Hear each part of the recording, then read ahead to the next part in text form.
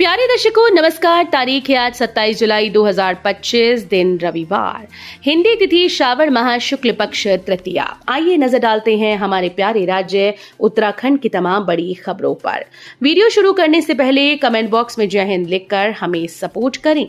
तो चलिए शुरू करते हैं। मुख्यमंत्री धामी ने दी शहीदों की श्रद्धांजलि, राज्यपाल ने भी किया वीरों को नमन। कारगिल विजय दिवस के अवसर पर गांधी पार्क में आयोजित शौर्य दिवस श्रद्धांजलि समारोह में सीएम धामी ने शहीद स्मारक पर पुष्प चक्र अर्पित कर शहीदों को श्रद्धांजलि दी। शौर्य दिवस श्रद्धांजलि व सम्मान समारोह में शहीदों के परिजन मौजूद रहे। वहीं राज्यपाल लेफ्टिनेंट जनरल गुरमीत सिंह ने भी कारगिल विजय दिवस पर देश की रक्षा में अपने प्राणों का सर्वोच्च बलिदान देने वाले वीर शहीदों को नमन करते हुए उन्हें श्रद्धा सुमन अर्पित किए। आफत बनकर बरसी भारी बारिश, अतिवृष्टि से बगरधार में 4 आवासीय मकान जमींदोज, 10 को खतरा। शनिवार तड़के तक हुई मूसलाधार बारिश और अतिवृष्टि से क्षेत्र के चमेली, रूमसी, तालीबगर, गिवाला और सिलकोट में भारी नुकसान हुआ। अतिवृष्टि से 4 आवासीय मकान जमींदोज हुए और कई मकानों को खतरा पैदा हो गया। गिवाला गांव में एक गौशाला क्षतिग्रस्त हो गई। राजस्व विभाग और नगर पंचायत की टीम ने मौके का स्थलीय निरीक्षण कर नुकसान का जायजा लिया। उत्तराखंड महिला आयोग की उपाध्यक्ष ऐश्वर्या रावत ने प्रभावित गांव का भ्रमण कर ग्रामीणों से बातचीत कर हर संभव मदद का भरोसा दिया।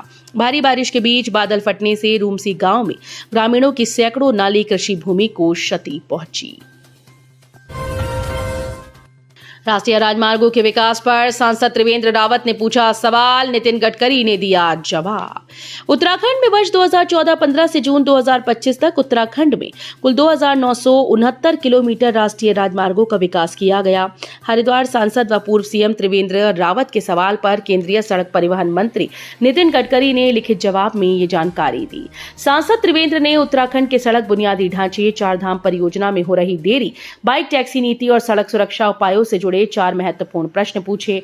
मंत्री ने बताया कि उत्तराखंड में वर्ष 2014-15 से जून 2025 तक कुल 2969 किलोमीटर राष्ट्रीय राजमार्गों का विकास किया गया है। उन्होंने बताया कि 4 धाम परियोजना में देरी का मुख्य कारण न्यायालयों में लंबित वन और पर्यावरणीय मंजूरी, भूमि अधिग्रहण में देरी, प्राकृतिक आपदाएं, स्थानीय मांगे और संविदात्मक विवाद प्रमुख कारण हैं। सितंबर में सांसद विधायकों का प्रशिक्षण वर्ग, संगठनात्मक इकाइयों के पुनर्गठन व विस्तार पर मंथन। भाजपा के राष्ट्रीय सह संगठन महामंत्री शिव प्रकाश की मुख्यमंत्री पुष्कर सिंह धामी के साथ पार्टी नेतृत्व के साथ बैठक हुई। इस दौरान प्रदेश के विभिन्न संगठनात्मक और राजनीतिक विषयों को लेकर विस्तृत चर्चा हुई। मुख्यमंत्री आवास पर हुई इस मुलाकात के दौरान उनके साथ प्रदेश अध्यक्ष और राज्यसभा सांसद महेंद्र भट्ट और प्रदेश महामंत्री संगठन अजय कुमार मौजूद रहे। बातचीत के दौरान शिव प्रकाश ने सीएम के नेतृत्व में हो रहे प्रदेश के विकास पर खुशी जताई। मुख्यमंत्री ने उन्हें राज्यवासियों के कल्याण को लेकर सरकार की योजनाओं और उनकी जमीनी क्रियान्वयन की जानकारी दी। पूरे प्रदेश में स्वास्थ्य महकमे के पास सिर्फ 10 शव वाहन, 6 जिलों में सरकारी वाहन की सुविधा नहीं।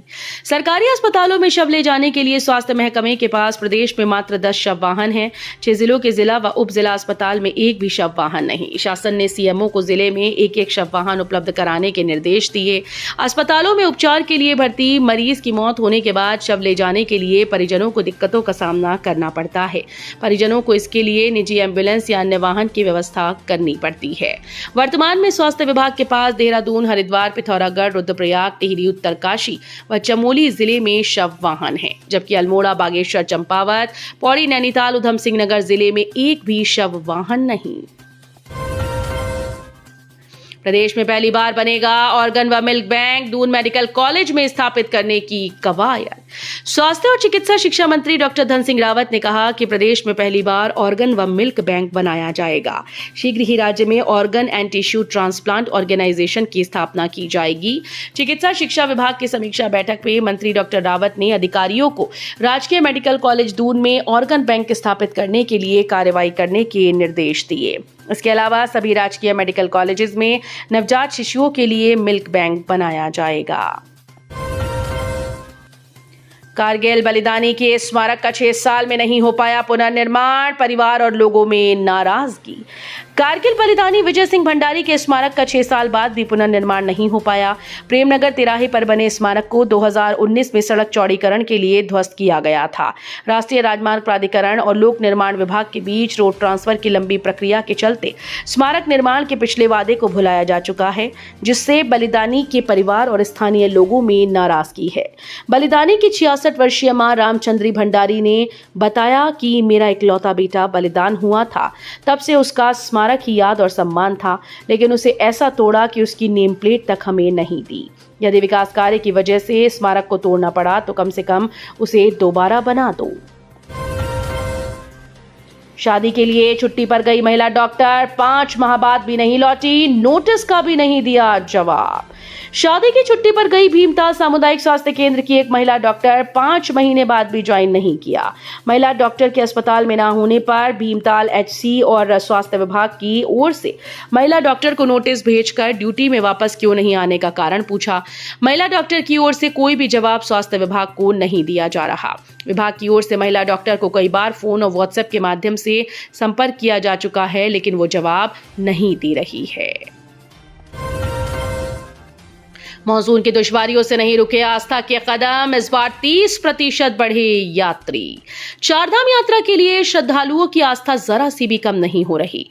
पर्वतीय जनपदों में मॉनसून के दौरान होने वाले भूस्खलन और आपदा के बावजूद रोजाना हजारों श्रद्धालु दर्शन करने पहुंच रहे हैं।